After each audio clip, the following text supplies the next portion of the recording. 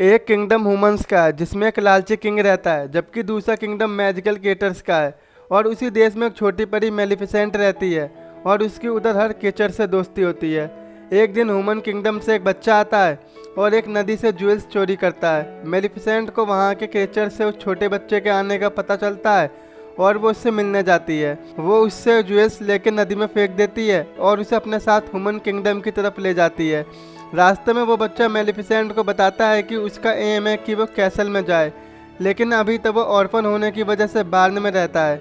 जब वो बच्चा वहाँ से जाने लगता है तो वो अपना नाम स्टीफन बता के हाथ आगे करता है। मेलिफिसेंट हाथ मिलाते ही दर्द में पीछे होती है और स्टीफन के पूछने पर बताती है कि उसने आयरन की रिंग पहनी है। मेलिफिसेंट आयरन से हर्ट होती है। इस पर स्टीफन अपनी रिंग दूर फेंक देता है और वो जाते वक्त दोबारा आने का प्रॉमिस करता है। मेलिफिसेंट स्टीफन के करीब होते हुए भी रिंग फेंक देने से बहुत इम्प्रेस होती है और सारा टाइम उसके बारे में सोचती रहती है। कुछ हफ्तों बाद स्टीफन दोबारा मिलने आता है और फिर वो बार बार आता ही रहता है। वक्त के साथ उनकी दोस्ती प्यार में बदलती जाती है और मेलिफिसेंट के 16 बर्थडे पर स्टीफन उसे किस करता है। उसके बाद वो अपनी इच्छाएं और पैसे कमाने के चक्कर में वहाँ पर नहीं आ पाता, जबकि मेलिफिसेंट बड़ी होकर एक पावरफुल फेरी बनकर नूर देश की रक्षा करती है। एक दिन लालची किंग हेनरी नूर्स में पावरफुल क्रिएचर सुन उस पर कब्जा करने के लिए अपनी आर्मी के साथ आता है। मेलिफिसेंट दूर से उन्हें आते देख उनके पास जाकर उन्हें वापस मुड़ जाने को कहती है, लेकिन हेनरी उसका मजाक करते हुए अपनी आर्मी को उस पर अटैक करने को कहता है। मेलिफिसेंट पेड़ों से बने क्रिएचर्स को बुला लेती है। वो आर्मी से लड़ने लगते हैं। मेलिफिसेंट हेनरी के पास जाती है, लेकिन वो उसे आयरन से जख्मी करके अपने कैसल भाग जाता है। एक दिन हेनरी बीमार पड़ जाता है और ऐलान करता है कि जो उसका बदला लेके मेलिफिसेंट को मार देगा वो उसकी बेटी का हस्बैंड और फ्यूचर किंग बनने का हकदार होगा। किंग का ख्याल करते टाइम स्टीफन ये बात सुन लेता है और दोनों बीते हुए वक्त की बातें करते हैं। और बातों बातों में स्टीफन मेलिफिसेंट को पानी देता है, जिसे पीकर मेलिफिसेंट बेहोश होकर सो जाती है। उसके सोने का यकीन करके स्टीफन उसे मारने लगता है, लेकिन उसकी हिम्मत नहीं होती। वो मेलिफिसेंट के विंग्स को देखकर कुछ सोचता है और अपनी आयरन चेन को निकालता है। अगली सुबह हम देखते हैं कि मेलिफिसेंट दर्द में उठती है। वो देखती है कि उसके विंग्स ही नहीं है और वो दर्द में चिल्लाती रहती है, लेकिन छुपा हुआ स्टीफन उसकी चीखें सुनने के बावजूद विंग्स लेके महल चला जाता है। वो किंग्स के सामने विंग को पेश करके मेलिफिसेंट को मारने का दावा करता है, जिससे किंग उससे बहुत खुश होता है। उधर उड़ती फिरती मेलिफिसेंट अपने विंग्स ना होने के कारण अब चलने के लिए मजबूर हो जाती है। एक परी के लिए उसके पंख बहुत जरूरी होते हैं, इसलिए मेलिफिसेंट स्टीफन के धोखा देने से बहुत गम में है। एक दिन यूं ही चलते उसे एक इंसान कौवे का शिकार करते मिलता है और वो कौवे को अपने जादू से इंसान में बदल देती है और ऐसा होते देख वो इंसान वहां से भाग जाता है। वो कौवा अपना नाम डाइवल बताता है और मेलिफिसेंट की जान बचाने की वजह से वो उसका वफादार बन जाता है। मेलिफिसेंट उसे ह्यूमन किंगडम में खबर लेने के लिए भेजती है। वो वापस आकर बताता है कि स्टीफन किंग की बेटी से शादी करके किंग बन गया है। ये बात सुनकर मेलिफिसेंट गुस्सा होकर नूर देश को डार्क किंगडम में बदल देती है और सारे क्रिएचर्स पर राज करने लगती है। कुछ वक्त गुजरता है। एक दिन डाइवियल मेलिफिसेंट को बताता है कि स्टीफन की बेटी पैदा हुई है, जिसकी आज पार्टी रखी गई है। पार्टी में स्टीफन अपनी वाइफ के साथ बैठा होता है। फिर वही 3 छोटी परियां आती हैं। वो उसकी इजाज़त से स्टीफन की बेटी अरोरा को ब्लेसिंग देती हैं कि वो खूबसूरत हो, हर किसी को पसंद हो और हमेशा खुश रहे। वो ब्लेसिंग देती हैं। वैसे ही मेलिफिसेंट वहाँ पर आ जाती है और सबको रोकने के बाद भी अरोरा को श्राप दे देती है। उन तीनों परियों के कहने के मुताबिक अरोरा खूबसूरत हो, सबको पसंद आने वाली खुश लड़की हो, लेकिन उसके 16 बर्थडे पर चरखे की सुई पर अपनी उंगली जख्मी करे और ऐसी नींद सो जाए जिससे वो कभी ना उठे।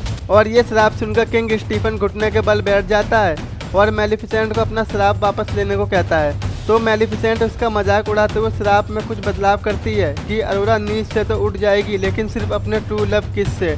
मेलिफिसेंट अपने घर वापस चली जाती है, लेकिन उसके पीछे स्टीफन अपनी सेना के साथ उसको मारने के लिए आता है। लेकिन मेलिफिसेंट अपने देश में एक लकड़ी की दीवार बना देती है ताकि कोई भी इंसान वहां ना आ सके।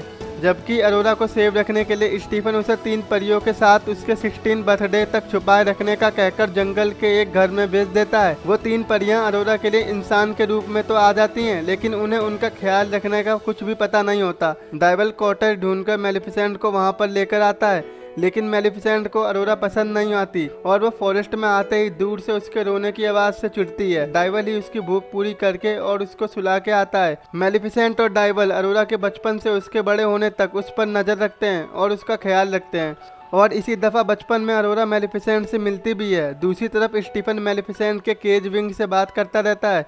वो अपनी आर्मी को बार बार मेलिफिसेंट की बनाई हुई दीवार को तोड़ने के लिए भेजता है और इन सब में वो अपनी बीवी को भूल जाता है और वो मर जाती है। टाइम चलता रहता है और अरोरा बड़ी हो जाती है। वो मोर्स के बारे में बहुत क्यूरियस होते हुए मेलिफिसेंट की बनाई हुई दीवार के पास खड़ी होती है। जब मेलिफिसेंट वहां आती है तो वो अरोरा को बेहोश करके सोल्जर्स से लड़के उन्हें वापस भेज देती है और अरोरा को अपने साथ मोर्स में अंदर ले जाती है। अरोरा जब जागती है तो वो मेलिफिसेंट को बताती है कि वो उसकी गॉड मदर हैं, क्योंकि वो बचपन से ही उसका ख्याल रख रही है। और उसके बाद अरोरा अक्सर ही मोर्स देश में दिखाई देती है और उसकी मोर्स देश के केचर से दोस्ती भी हो जाती है। उसका ध्यान रखते रखते मेलिफिसेंट उसकी केयर करने लगती है और अरोरा की मोहब्बत में गिरफ्तार होकर वो उसको दिया गया श्राप वापस लेने की कोशिश करती है, लेकिन वो कामयाब नहीं होती। जैसे जैसे अरोरा का बर्थडे करीब आता है तो वो दोनों किंगडम में बेचैनी बढ़ जाती है। स्टीफन को मेलिफिसेंट का सपना आता है और वो रातों में भी लेबर से आयरन बनवाता रहता है, जबकि मेलिफिसेंट सैड होकर अरोरा को उसके बर्थडे से एक दिन पहले दुनिया के इविल के बारे में समझाती है। तो अरोरा अपने बर्थडे के बाद मोर्स में ही रहने की ख्वाहिश जारी करती है और ये डिसीजन अरोरा उन 3 परियों को बताने अपने घर निकल जाती है। उधर ही जंगल भटकते हुए प्रिंस फिलिप अरोरा से मिलता है। उन दोनों को दूर से देखते हुए डाइवियल मेलिफिसेंट को बताता है कि फिलिप अरोरा को ट्रू लव करके ये श्राप तोड़ सकता है। इस पर मेलिफिसेंट हंसकर बोलती है कि ये श्राप मैंने इसलिए ही तो दिया था कि ट्रू लव एक्सीड ही नहीं करता। अरोरा उन 3 परियों को अपने पिता के पास जाने को बताती है। वो 3 परियां अरोरा को सब कुछ बता देती हैं। अरोरा मेलिफिसेंट से अपने श्राप के बारे में पूछती है। वो मेलिफिसेंट से नाराज होते हुए अपने कैसल की तरफ निकल जाती है, जबकि मेलिफिसेंट डाइवल को फिलिप को लाने को कहती है। हमें दिखाया जाता है कि अरोरा महल में जाके स्टीफन से मिलती है, तो स्टीफन अरोरा के पहले ही आ जाने की वजह से उस पर गुस्सा करता है और उसको सेफ रखने के लिए उसको एक रूम में बंद कर देता है। फिर वो मेलिफिसेंट को पकड़ने की प्लानिंग करने लग जाता है और अरोरा रूम के डोर को नॉक करती है। जैसे ही मेड गेट खोलती है तो अरोरा आवाज़ों को सुनते हुए महल के डंजन में पहुंच जाती है, जहां वो मैजिक से बने स्पिनिंग सुई पर अपनी उंगली रखते ही वो श्राप के मुताबिक सो जाती है। दूसरी तरफ हम देखते हैं कि हॉर्स बने डाइवल पर सवार मेलिफिसेंट को श्राप पूरे होने का पता चल जाता है। जब वो फिलिप को कैसल ला रही होती है, वो कैसल पहुंचती है तो डाइवल आयरन ट्रैप्स को देखकर अंदर जाने को मना करता है, लेकिन मेलिफिसेंट ट्रैप्स पार करके फिलिप को लेकर अरोरा के पास आती है। अरोरा के ही रूम में वो 3 परियां फिलिप को ट्रू लव किस करने को कहती हैं। फिलिप उनकी बात मानते हुए किस करता है, लेकिन अरोरा जागती नहीं है। वो तीनों परियां फिलिप को लेकर बाहर जाती हैं तो मेलिफिसेंट आंखों में आंसू लिए अरोरा से माफ़ी मांगती है और उसके फोरहेड पर किस करती है। दोस्तों, इधर आता है एक नया ट्विस्ट। हम देखते हैं कि मेलिफिसेंट के ट्रू मदरली किस की वजह से अरोरा जाग जाती है। वो एक दूसरे को देखकर बहुत खुश होते हैं, जबकि कैसल के दूसरी तरफ स्टीफन को मेलिफिसेंट का कैसल के अंदर होने का पता चल जाता है। मेलिफिसेंट अरोरा को मोर्स ले जाने के लिए कैसल के हॉल तक पहुंचती है तो उस पर आयरन चेन्स को फेंककर उसको कमज़ोर कर दिया जाता है। अरोरा को गार्ड्स आगे बढ़ने नहीं देते और अपने बचाव के लिए मेलिफिसेंट डाइवल को ड्रैगन बना देती है। डाइवल आर्मी को गिराकर मेलिफिसेंट के ऊपर से चैन हटा देता है, लेकिन आर्मी उसे पकड़ लेते हैं और मेलिफिसेंट को आयरन चेन्स में घेर लेते हैं।